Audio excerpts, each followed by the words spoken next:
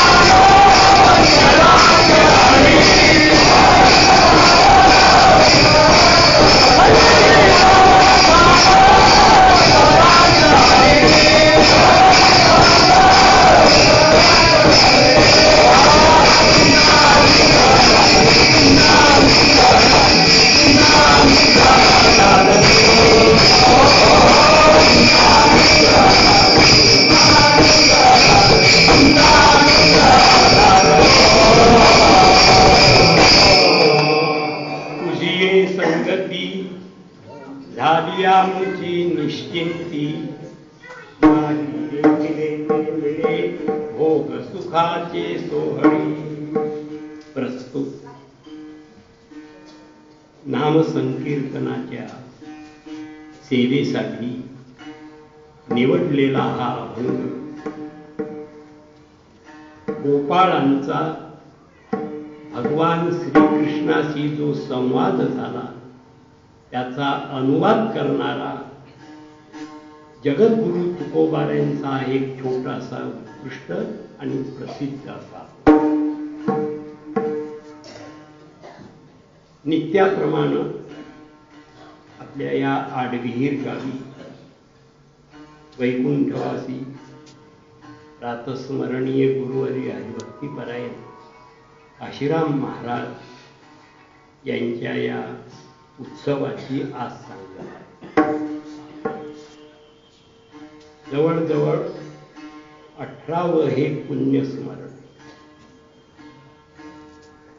या उत्सवातील आतापर्यंतचे सगळेच कार्यक्रम भगवत कृपेनं, साधू संतांच्या आशीर्वादानं आणि जनता जनार्दनाच्या अमोल सहकार्यात अतिशय शांततेत, अतिशय उत्साहात, अतिशय आनंदात आणि निर्विघ्नपणे पार पडत. यावर्षी या उत्सवात जेवढे आमंत्रित लोक होते कीर्तनकार, ते सगळेचे सगळे आणि वेळेच्या आत हजर आहे.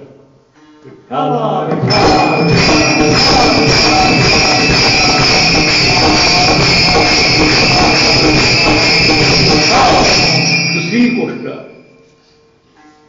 8 दिवसात लाईन गेली. लाईनची उपकार मानायला पाहिजे.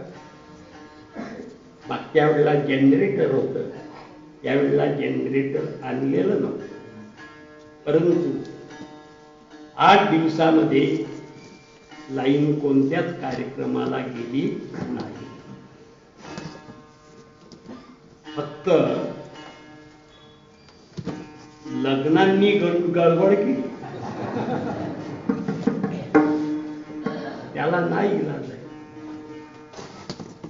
तुकोबाऱ्यांचा एक प्रसिद्ध अभंग आहे, मोठा सुंदर आहे. जैसी जैसी वेळ पडे, तुकोबाऱ्यांचा चिंतनीय अभंग आहे. जशी वेळ असेल त्या वेळेला आपण सादर व्हायचं, समयाशी. ज्यांच्या स्मरणार्थ हा उत्सव आयोजित असतो दरवर्षी, असे वैकुंठवासी रातस्मरणीय गुरुवर्य हरिभक्तीपरायण काशीराम महाराज. आपली जी परंपरा चालत आलेली आहे, वैकुंठवासी गुरुवर्य हरिभक्तीपरायण झेंडूजी महाराज बेडीकर यांच्यापासून जी परंपरा आज तागायत चालत आलेली आहे, या परंपरेतील एक थोर सत्पुरुष महाराज होते.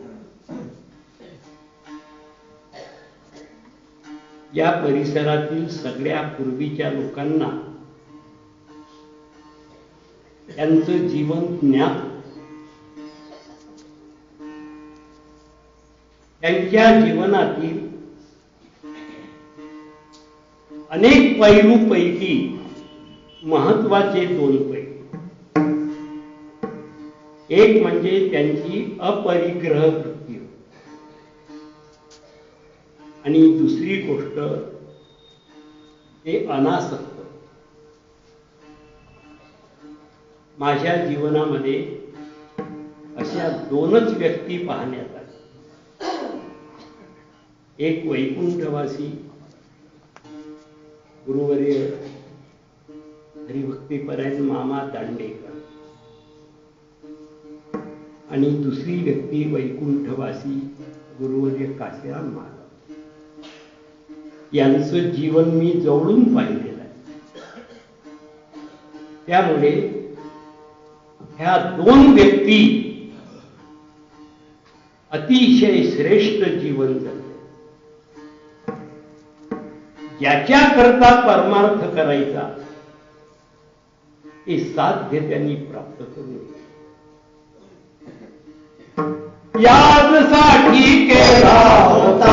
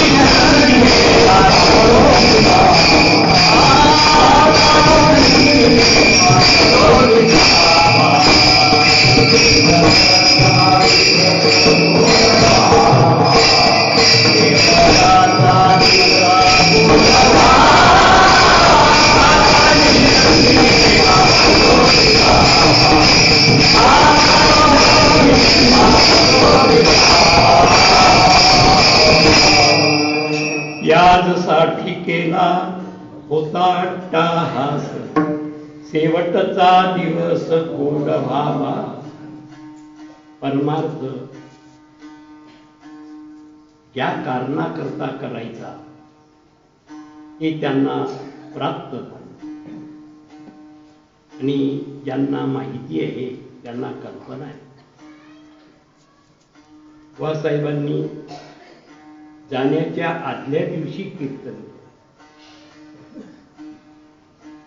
ते श्री वसंत काका वराडे यांच्या पत्नी आमच्या काकू इंदूबाई यांच्या वर्षी श्राद्धाचं जवळजवळ 1.5 तास कीर्तन केलं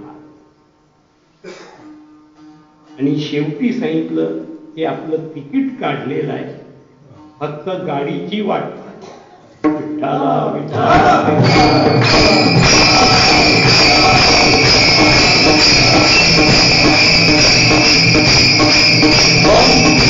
दुसऱ्या दिवशी सकाळी आंघोळीला संच्यातील पाणी स्वतः बादलीत होतं, धोतर खांद्यावर टाकलं, बाथरूम मध्ये गेले, आंघोळ केली, धोतर गुंडाळून पलंगाजवळ आली, थोडे हालले. आमचे धाकटे बंधू पांडुरंग समोर, त्यांनी धरलं आणि पलंगावर बसले. ते म्हटले, बसतो मी आता, देवपूजे करता पाहिजे. पोथी सोडली. त्यांच्या पोथीचं भांडवल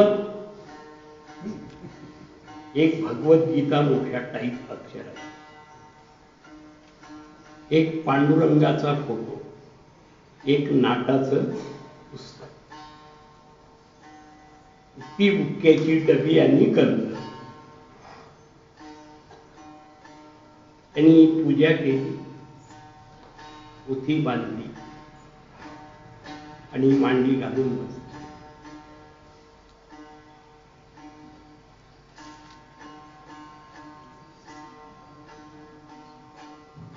मी सांगितलं कोणी रडायचं, प्राण सोडला. एक 5 मिनिट सुद्धा सेवा करायची संधी लाभली नाही. मी निवृत्तीनाथांच्या यात्रेकरता दिंडी घेऊन जातो.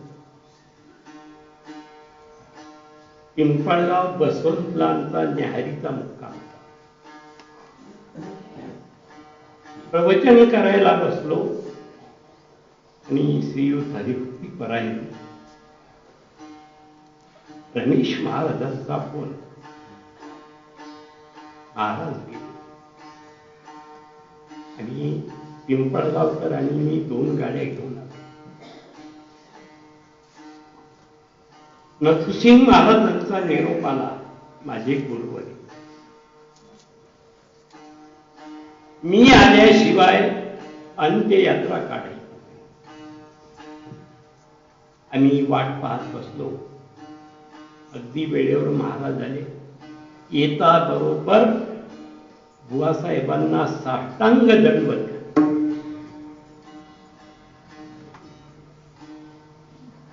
त्यांचं अतिशय जिव्हाळ्याचं प्रेम आणि अंत्ययात्रेच्या ठिकाणी दहनभूमीवरती महाराजांनी थोडंसं व्याख्यान केलं आणि त्यांचे शब्द महाराजांचं स्मारक झालं पाहिजे आणि त्यांनी स्वतः 2000 रुपये तिथेच काढले आणि त्यांच्या म्हणण्यानुसार हे स्मारक उभं करावं. बुवासाहेबांना स्मारकाची अपेक्षा नव्हती. दिंडी पुढे कशी चालेल याची सुद्धा काळजी नव्हती, कारण ते सद्गुरु कृपेला प्राप्त झालेले. असं त्यांचं जीवन अतिशय उच्च आणि श्रेष्ठ दर्जाचं.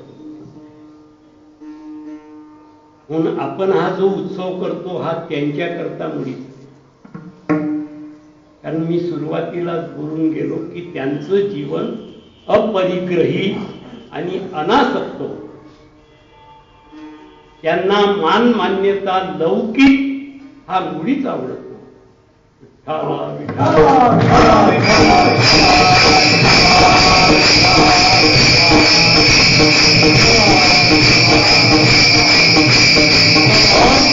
आणि थोर पुरुष जोपर्यंत असतात तोपर्यंत त्यांचं महत्व सगळ्यांना कळतं. गेल्यावर त्याचं महत्व माणसाला कळत असत. असं एक थोर व्यक्तिमत्व आपल्या परिसरामध्ये या परंपरेचं चालत आलेलं आहे. आणि आज आपण जो आनंद उपभोगतोय याचे सारे श्रेय या परंपरेला द्यावे लागते. आणि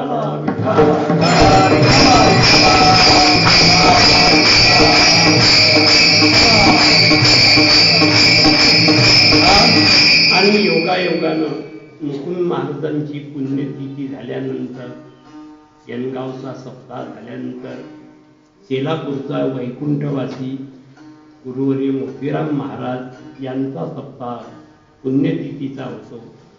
आणि त्यानंतर हा आडवीर येथे बुवासाहेबांच्या पुण्यतिथीचा पुण्यस्मरणाचा उत्सव होतो. तो या वर्षी सुद्धा संपन्न होत आहे. आणि त्या सप्ताहाची सांगता आजच्या या काल्याच्या कीर्तनाने. कारण वारकरी संप्रदायाचा हा एक अलिखित नियम आहे की सप्ताहाची सांगता ही काल्यानंच झाली.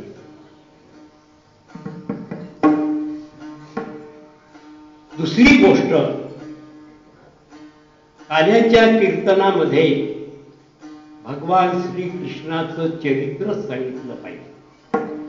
चरित्र देव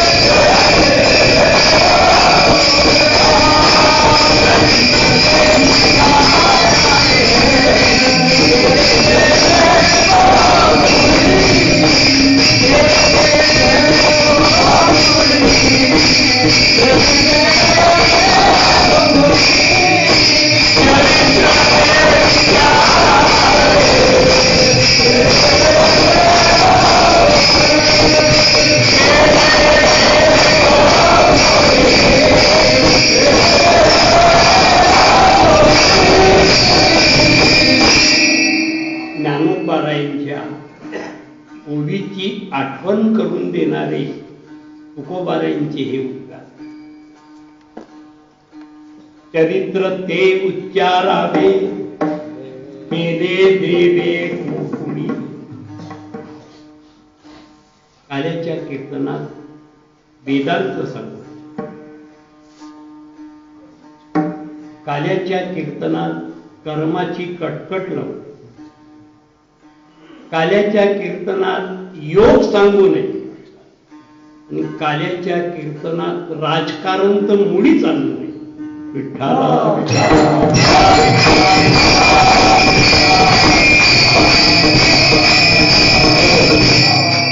तर काल्याच्या कीर्तनात भगवान श्रीकृष्णाने गोकुळामध्ये जे चरित्र केलं, ज्या लीला केल्या, त्यांचं वर्णन करा.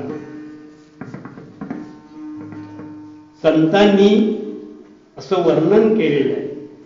सगुण चरित्रे परम पवित्रे सादर वर्णावे सज्जन वृंदे मनोभावे आधी वंदावे. भक्ती ज्ञाना विरहित इतरा गोष्टी न कराव्या. प्रेम भरे वैराग्याच्या युक्ती विवराव्या. कीर्तनामध्ये जेणेकरून लोकांच्या अंतःकरणामध्ये भक्ती, वैराग्य, ज्ञान आणि प्रेम निर्माण होईल, असाच कीर्तनाचा विषय.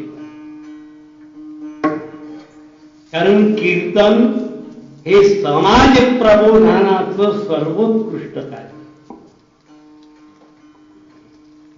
परंतु अलीकडे चांगली चांगली म्हणवणारी मंडळी सुद्धा या कीर्तनाच्या मर्यादा ओलांडताना आहे.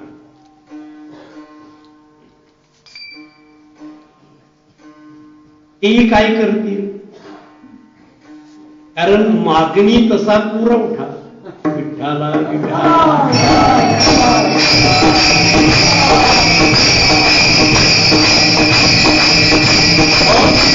कीर्तन म्हणजे काही मनोरंजन नाही. कीर्तन म्हणजे काही पोट भरण्याचं साधन नाही. कीर्तन म्हणजे पैसा मिळवण्याचा मार्ग आहे. कीर्तन हे उद्धारा करताय, उद्धारा. आणि म्हणून कीर्तनामध्ये लोकांच्या अंतःकरणात भगवंताविषयीची भक्ती, प्रेम, वैराग्य आणि ज्ञान निर्माण होईल असाच विषय पाहिजे. भगवंतानी सगुण रूप धरून ज्या काही लीला केलेल्या, अर्थात भगवंताची 2 रूप आहे उपनिषदामध्ये वर्णन केलं. द्वे भाव ब्रह्मणो रूपे मूर्तंच्या अमूर्तंच्या. भगवंताची 2 रूप आहे, एक अमूर्त आणि दुसरं मूर्त. एक निर्गुण, दुसरं सगुण. एक अव्यक्त, एक व्यक्त. एक निराकार, एक साकार. शब्द वेगळे वेगळे, अर्थ एकच आहे. निर्गुण जो परमात्मा आहे त्याला नामरूप नाही. नामरूप संबंध जाती क्रिया भेद हा आकारासी प्रवाद वस्तुसी नाही. अव्यक्त निराकार नाही ज्या आकार. रंग नाही, रूप नाही, नाही वर्ण छाया. ज्या स्वरूपाला रंग नाही, रूप नाही, नावा नाही, आकार नाही, त्याची भक्ती कशी करणार? त्याची पूजा कशी करणार? त्याला परिक्रमा कशी घालणार? आणि निराकाराची, निर्गुणाची उपासना योग मार्गाने करावं. आणि योग मार्ग हा अत्यंत कठीण आहे. आतापर्यंतच्या कार्यक्रमामध्ये आपण ऐकून गेला. क्लेशोधिकतरस्तेषा मव्यक्ता सप्तचैतसा. योग मार्ग अत्यंत कठीण आहे. म्हणून भगवंतानी हे निर्गुण स्वरूप टाकलं आणि सगुण रूप धारण केलं. तुकोबारांनी वर्णन केलेलं आहे. आला नावा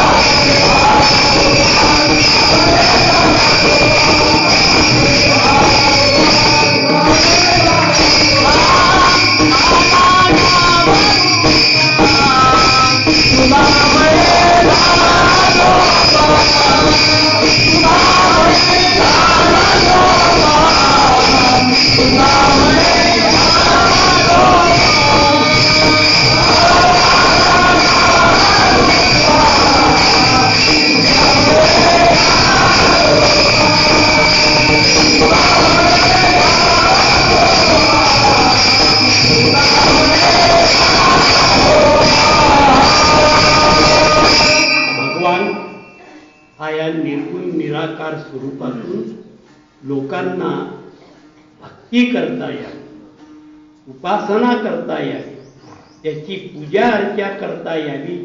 आणि म्हणून तो सगुण साकार झाला. तर भगवंतांनी अशी अनेक सगुण रूप धारण केलेली. संतांनी वर्णन केलेलं आहे. अवताराच्या राशी ओहा उभा अनंत अवतार घेसी भक्ता कारणे. अवतारो ही असंख्य. भगवंताचे असंख्य अवतार होऊन गेले. पैकी 10 अवतार आपण मुख्य मानतो. मत्स्य कच्छ वराह. आणि त्या 10 अवतारामध्ये सुद्धा 2 अवतार प्रमुख आहेत, राम आणि कृष्ण. दुर्जनांचा येणे करुणी संहार, पूर्ण अवतार रामकृष्ण. म्हणून ज्ञानोबाराय म्हणता रामकृष्ण नामे ही दोन्ही वर. राम आणि कृष्ण. आता या दोन्ही मध्ये सुद्धा तरतम भावांनी विचार केला तर श्रीकृष्णावतार हा सगळ्यात श्रेष्ठ अवतार. कृष्णस्तु भगवान. म्हणून नाथ महाराजांनी असं वर्णन केलंय. बहुत अवतारी अवतरला देवो, परी हे अवतारीचा नवलावा. देवानकडे अभिप्रावो, अगम्य पावो हरिलीला. जो कृष्णावतार आहे हा परिपूर्णतम अवतार आहे. भगवान या अवतारामध्ये संपूर्ण कलांनी प्रगट झालेला आहे. आणि म्हणून काल्याच्या कीर्तनामध्ये भगवान श्रीकृष्णाचं चरित्र वर्णन करावं. या कृष्णावतारामध्ये 2 गोष्टी महत्वाच्या. भगवंतानी हे चरित्र केलं केव्हा आणि त्या चरित्राचं वर्णन करणारे कोण.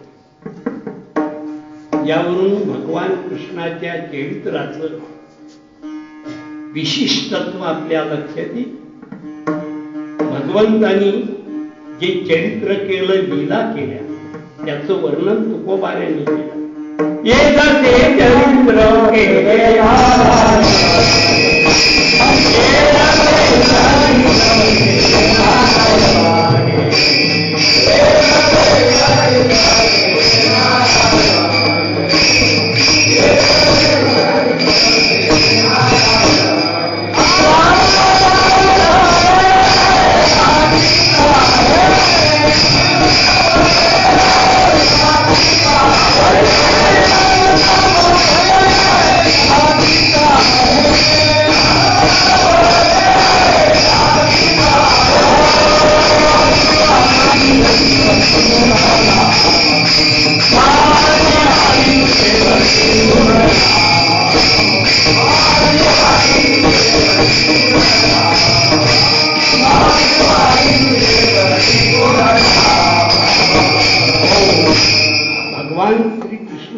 चरित्र केलं ते केव्हा केलं. तुकोबाराय म्हणतात ये तसे चरित्र केले नारायणी. दशा म्हणजे अवस्था, शरीराच्या काही अवस्था आहेत. त्यापैकी रांगत असतानाची एक अवस्था आहे. साधारणतः रांगत असणाऱ्या पोराचं अंदाजे वय काय राहत म्हणून 5-6 अरे वर्ष 1.25 वर्षाचं. पण या वयामध्ये भगवंतानी केवढी अचाट कृत्य केली. नुगडता बाळपणाची जेने मिया अदानवी सृष्टी केली. करी गिरी धरोनी उमानिधी महेंद्र महिमा. आणि म्हणून तुकोबाराय म्हणतात नवल केवढे केवढे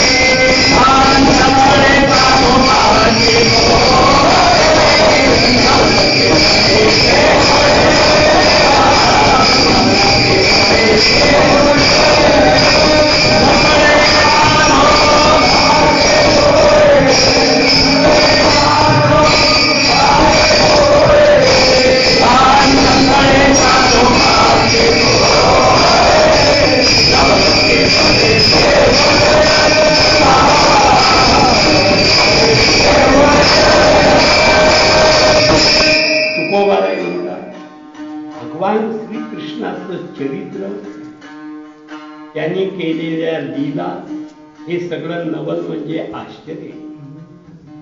न कळे हे चरित्र आणि ह्या लीला सामान्य बुद्धीच्या माणसांना तर जाऊ द्या, पण बड्या बड्या लोकांना सुद्धा हे भगवान कृष्णाच्या चरित्राचं कोड उलगडलं नाही. याचं कारण आहे, भगवान कृष्णाच्या चरित्रामध्ये सारा विरोधाभास आढळतो. इतरांची गोष्ट सोडा, पण राजा परीक्षितीला सुद्धा कृष्णाच्या चरित्राबद्दल संशय आहे. इतरांना येईल यात काय विषय. ब्रह्मा आणि चोरी करी, देवो आणि व्यभिचारी, पुत्र कलत्राणी ब्रह्मचारी, हे परी दाखवी.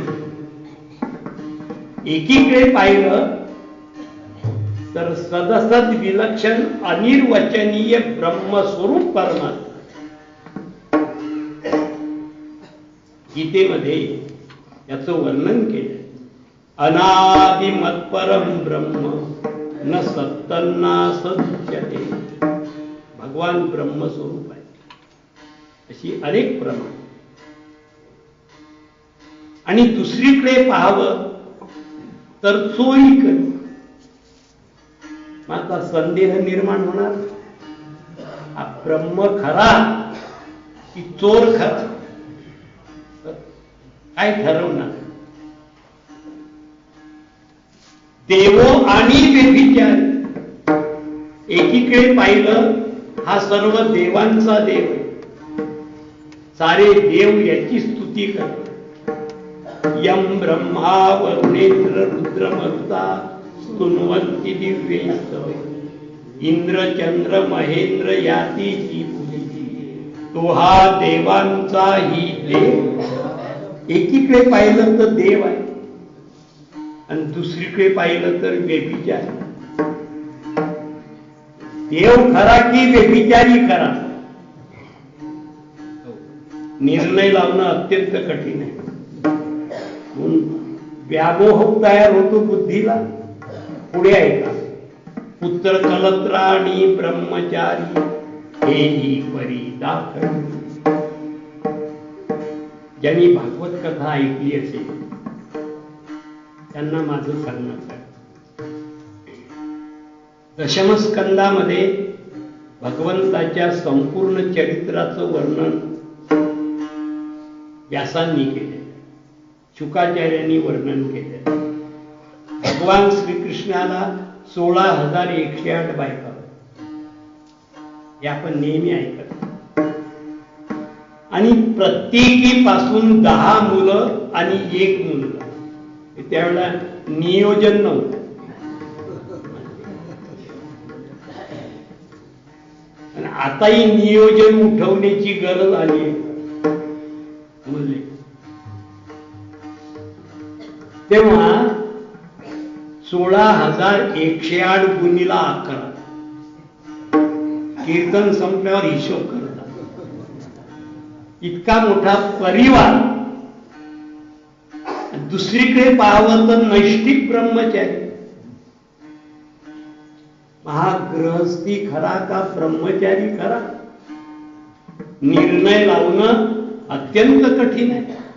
एका कवीनी वर्णन केलंय, क्वचित दिव्यम शौर्य क्वचिदपि रणे का पुरुषता.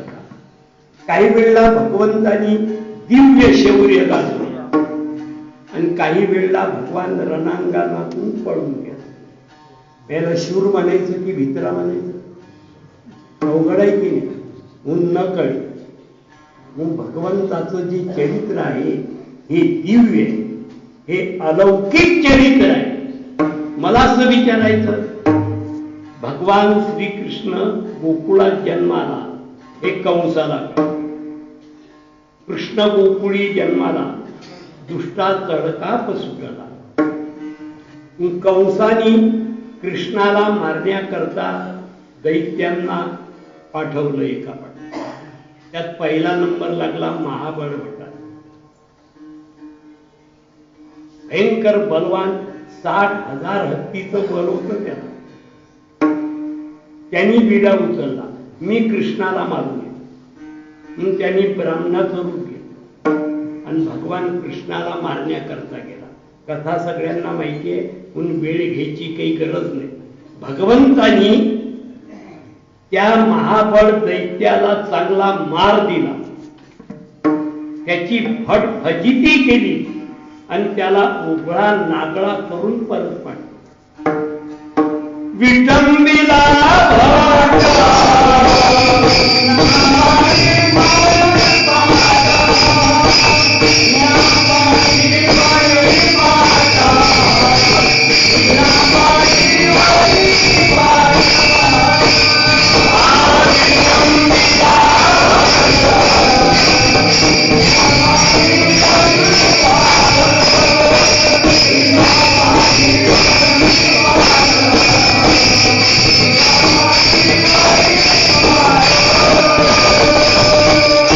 भगवंतानी त्याची विटंबना केली आणि त्याला फजित करून पाठवलं.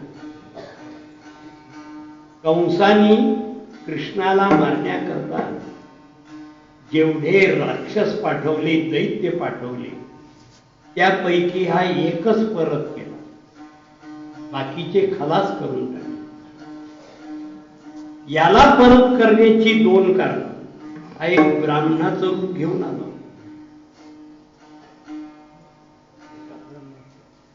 भगवंताला मारण्याकरता ब्राह्मणाचं रूप घेऊन आला.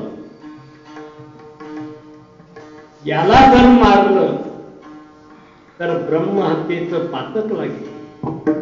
कारण चतुरा तू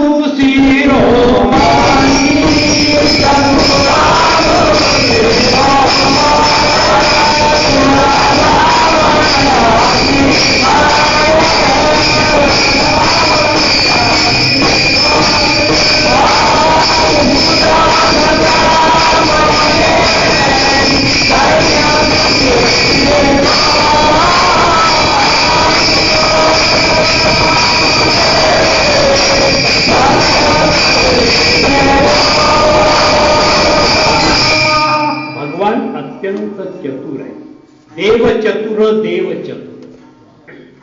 याला जर मारलं तर ब्रह्महत्येचं पाप म्हणून.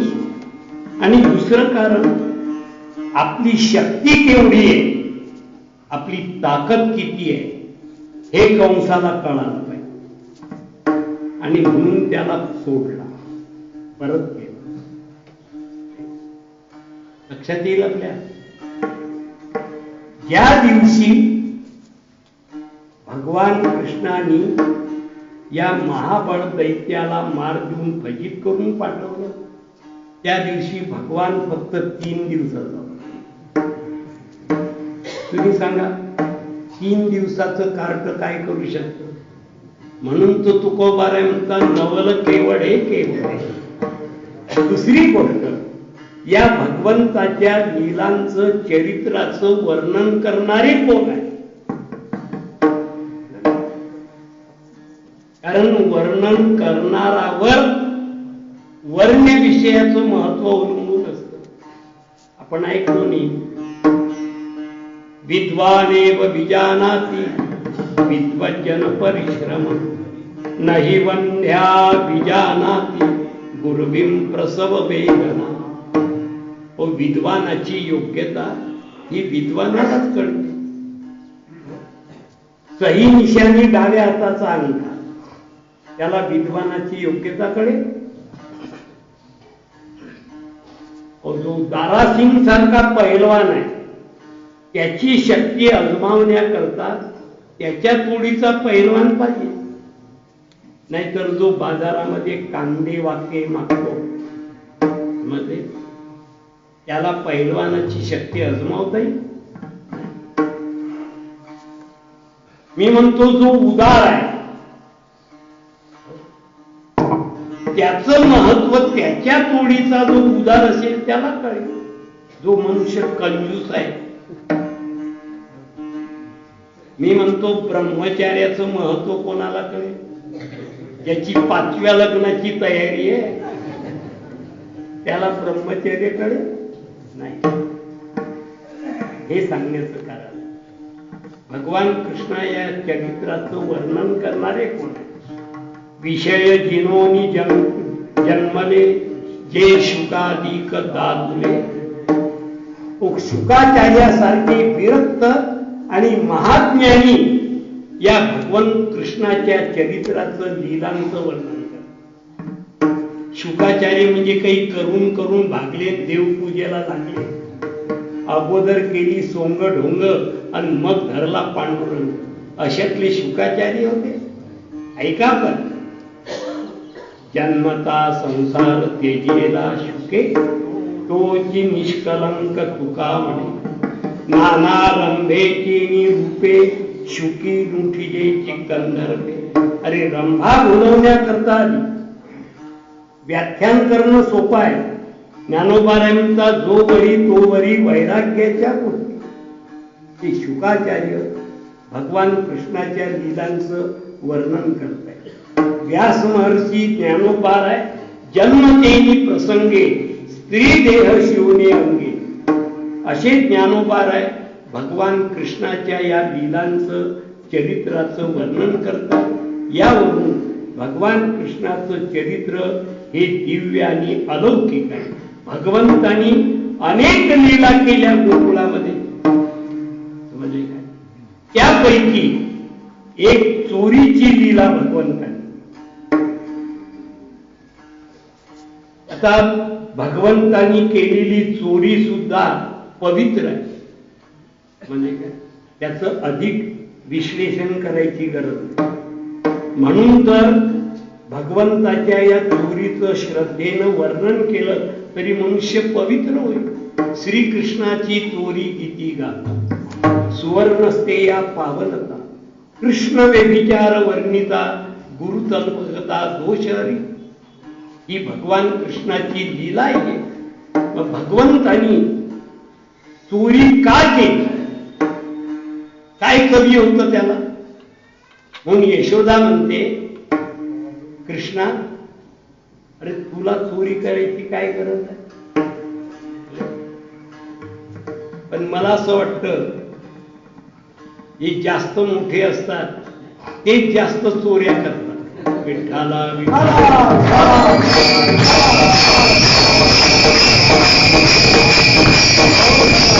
काय मुली का करीतोशी चोरी? कारण तो नंदाचा मुलगा होता आणि नंदाच्या घरी 9 लाख गायी होती. निम्मे तो दुभते असतील की एक गाय कमीत कमी 3 लिटर तरी दूध देत असेल की. तुम्ही सांगा 4.5 लाख गायीचं एका सांजीचं दूध किती होत असेल? त्याला चोरी करायची काय गरज होती? परंतु भगवंतानी चोरी का केली? तर गवळणी दूध दही तूप लोणी मथुरेला विकायला. स्वतःच्या पोरांनाही देत नव्हतं. एक प्रवृत्ती असते आणि आजही ती प्रवृत्ती कायम आहे. आज आपण पाहतो शेतकरी लोक सोनं पिकवतात, माती खात. भुईमुंगाच्या शेंगा घोडून घोडून वरच्या चांगल्या विकायला येतात आणि घरी खायला कोणत्या ठेवतात? मीच सांगायला पाहिजे असं. अरे चांगल्या चांगल्या मिरच्या विकायला येतात आणि जो खोडवाय घोऱ्या. मग गवळणी त्याला अपवाद नव्हत्या, त्याही बायाच होत्या ना. दूध दही तूप लोणी मथुरेला नेत्या आणि पोरांना ताक द्यायचे. ते असे उद्बत्ती छाप होते, काळी पैरवा. भगवान कृष्णाने विचारलं, काय रे गोपाळ, तुमच्या घरी एवढं दूध दुभत असताना तुम्ही अशी उद्बत्ती छाप? गोपाळ म्हटले, देवा आमच्या आया आम्हाला देतच नाही ना, सगळं मथुरीला नेता काय. मग भगवान कृष्णाने पेंड्याला आणि सांगितलं, पेंड्या गोकुळामध्ये दवडले. ऐका हो ऐका, उद्यापासून मथुरेला दूध दही तूप लोणी विकायला न्यायचं नाही. गवंडी. परंतु गवळणींनी ऐकलं नाही. कल्पना करा, मी आज कीर्तनातून जाहीर केलं, उद्यापासून डेअरीवर दूध कोणी नेऊ नका. ऐकतील? अरे कृष्णाचं ऐकलं नाही तर यादव गुहाचं कोण ऐकलं?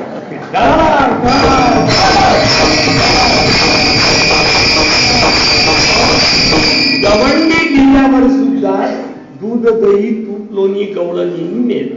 पेंड्यात येऊन सांगितलं, देवा गवळणींनी दूध दही नेलं. असं आपण पुढचा प्रयोग करू. भगवान कृष्णाने काय केलं? गोपाळांना बरोबर घेतलं आणि रात्री जाऊन सगळे वासरं सोडून दिली. वासरांनी दूध पिऊन टाकलं. सकाळी गवळणी गेल्या दूध काढायला थेंब. वासरांनी पिल्यानंतर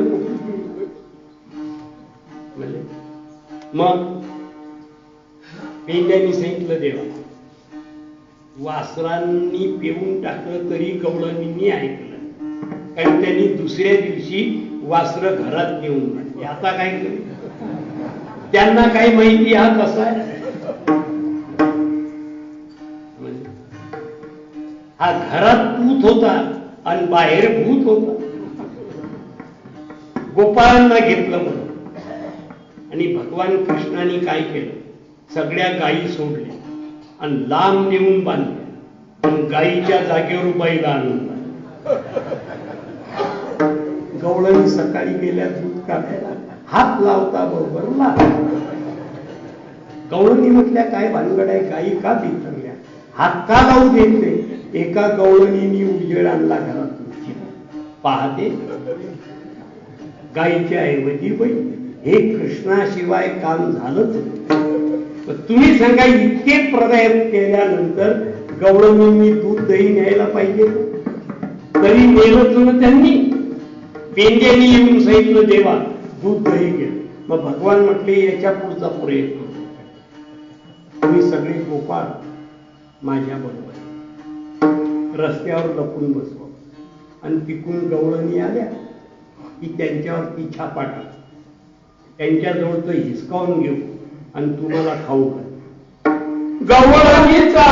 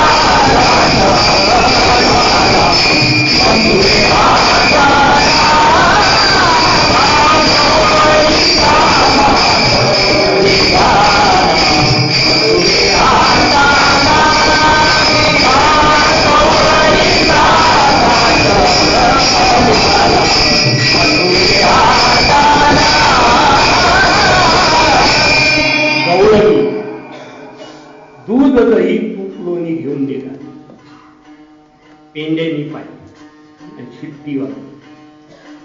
भगवंतासह सारे गोपाळ उठले आणि गवळणीच्या डोक्यावरचं दूध दही तूप लोणी हिसकावलं आणि गोपाळांना सांगितलं, खा रे. आणि उरलं ते माकडांना. आता इतके प्रयोग झाल्यानंतर पुन्हा गवळणींनी दूध दही तूप लोणी मथुरेला न्यायला पाहिजे का? नेलंच ना त्यांनी. मला ते भलत्या जबर होते. पेंड्याने येऊन सांगितलं देवा गेलं दूध दही. मग भगवान म्हटले याच्या पुढचा शेवटचा प्रयत्न मात्र एक करावं. तुम्ही सारे गोपाळ आहे ना, सारे गोपाळ माझ्या मागे याल तरी आले लागे, अवघे माझ्या मागे मागे, आज देतो पोट भरी, पुढे म्हणाल तो बळी. गोपाळांनो तुम्ही सगळे माझ्या मागे. आता जाता जाताना एक उल्लेख करणं जरूर आहे. भगवान श्रीकृष्णाचं चरित्र म्हणजे सगळं अध्यात्म. आपली कॅपॅसिटी कमी पडते म्हणून हे सगळं रूपकांनी वर्णन आहे. भगवत देह चैतन्य घन ते तर वसेना देहाभिमान. आपला देह जसा पंचभौतिक आहे तसा भगवंताचा देह पंचभौतिक होता.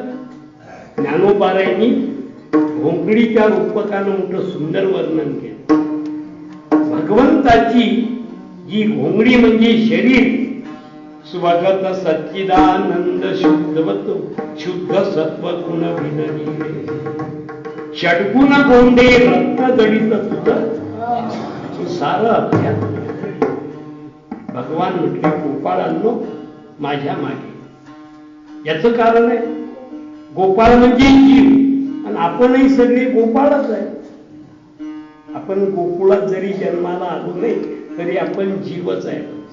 आणि भगवान श्रीकृष्ण देव आणि हे सारे जीव सगळे विषयाच्या आणि संसाराच्या मागे जाऊन राहतात. म्हणून तुकोबाने म्हटलंय विषय ओढी भुलले जीव. लोकांना जेवढा संसार आवडतो, भोग विषय आवडतात, तेवढा परमार्थ आवडतो. ताजा कलम इथे चहा आहे, नाश्ता आहे, जेवण आहे, तरी माणसं यायला तयार समजले.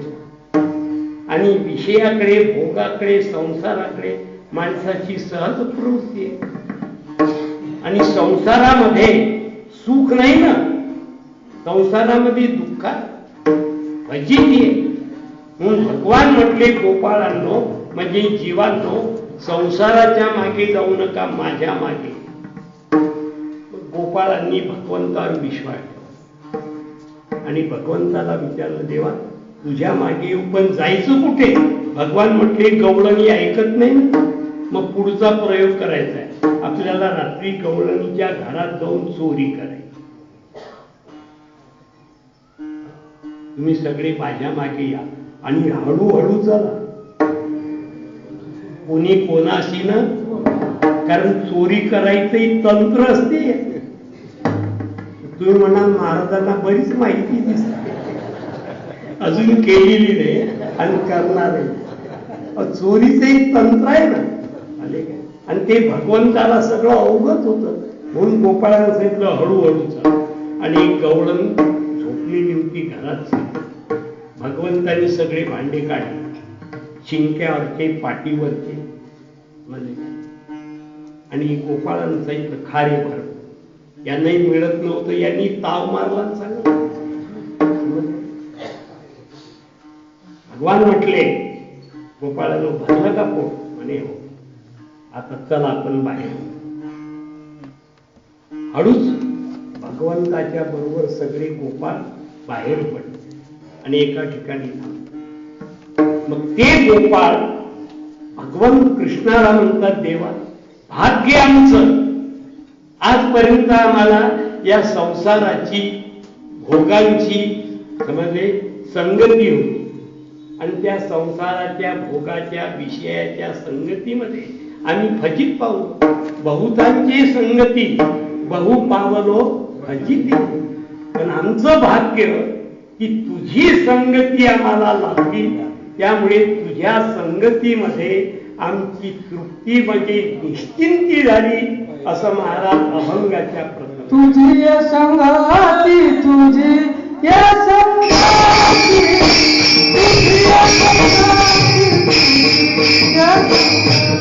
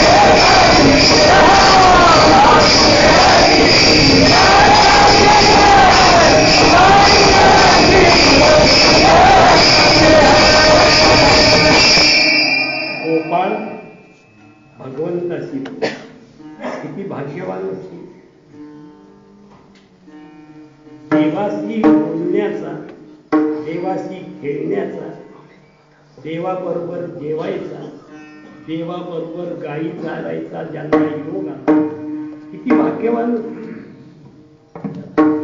नाही तयार कोणी भाग्यवंत. एवढे भाग्यवान.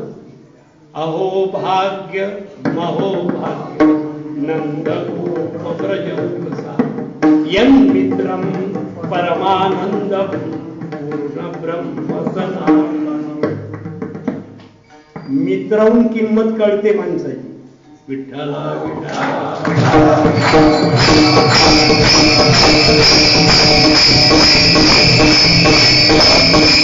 अरे यन मित्रम परमानंद पूर्ण ब्रह्म सनातन. हे सनातन पूर्ण ब्रह्म ज्यांचा मित्र आहे ते गोपाळ किती भाग्यवान असते.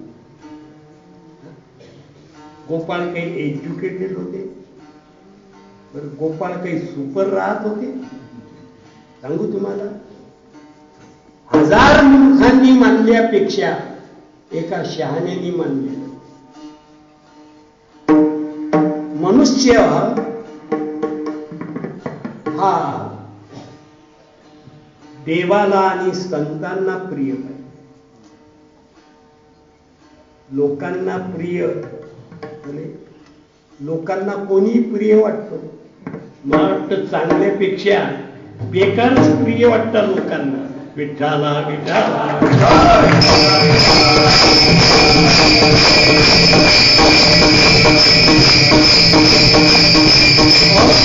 अरे भगवान ज्यांचा मित्र आहे ते गोपाळ किती भाग्यवान असते. ते गोपाळ म्हणतात, देवा आमचा योग चांगला, तुझी संगतीला, आणि तू पूर्ण, तू समर्थ आहे आणि तू सुखरूप आहे. या संसाराची, ज्या विषयाची, भोगांची संगती आजपर्यंत होती, तो संसार, ते भोग, विषय अपूर्ण आहे. ते दुःखरूप आहे आणि ते दुर्बळ आहे. त्यामुळे आम्हाला त्याच्या संगतीत सुख लाभलं नाही, पूर्णता मिळाली नाही, परंतु भाग्यानं तुझी संगती लाभली. त्यामुळे आमची निश्चिंती म्हणजे तृप्ती झाली, पूर्णता.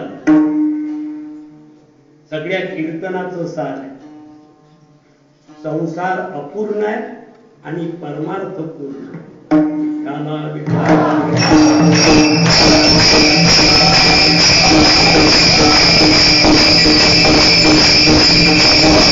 भगवान समर्थ आहे. आता भगवंताच्या सामर्थ्याचं वर्णन करून वेळ घेत नाही आपण, सगळे नेहमी ऐकणारी मंडळी. समर्थाचे घरी सकळ संपदा, नाही तुटी कदा दासया. अशा समर्थाची संगती लागली. गोपाळ म्हणला, देवा